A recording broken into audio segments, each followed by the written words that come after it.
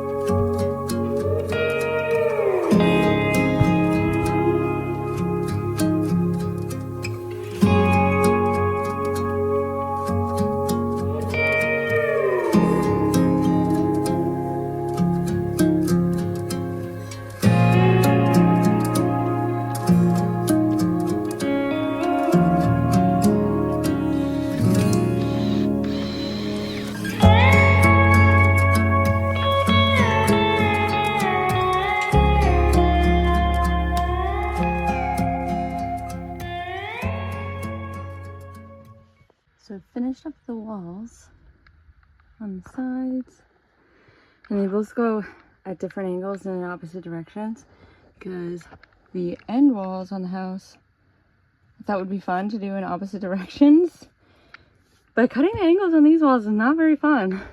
So that's about done, and then I just started doing the ceiling going down on this bump out with the skylight. It's snowing right now, it's so pretty. So I'm working my way down the walls, or the ceiling, till we get down to that wall. And then up here, this open part, I used to have a beam, like a faux beam up there, and I think I'm gonna do that again.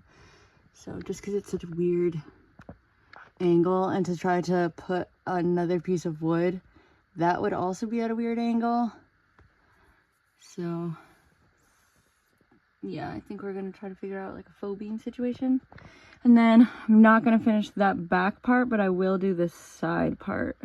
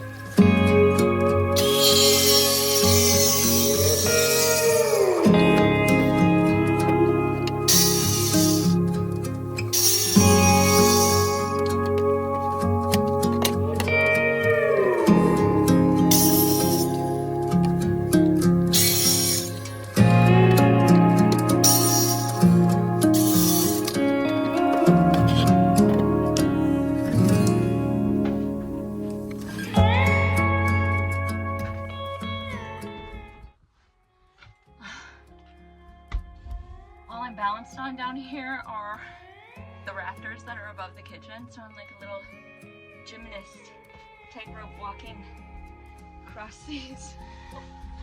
Oh, we're gonna drop the screw. Whew.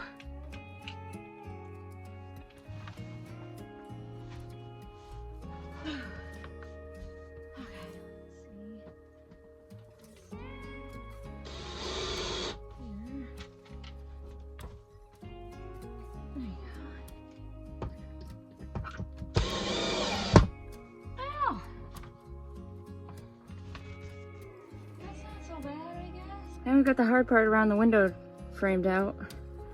And then that white framing will come out and I'll put better, nicer framing with some trim around the edges. But now we are onto the straight pieces until we hit those beams. So a couple pieces will be very easy.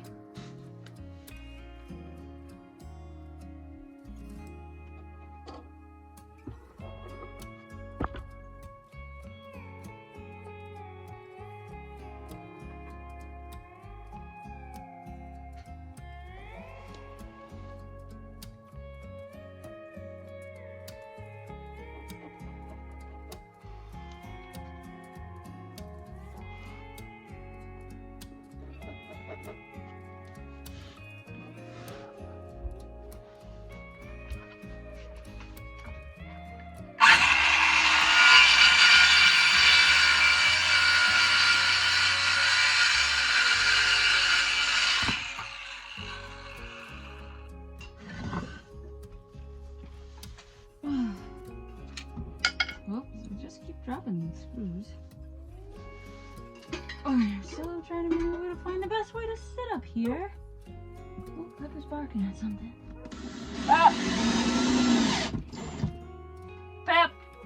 Pep! Pep!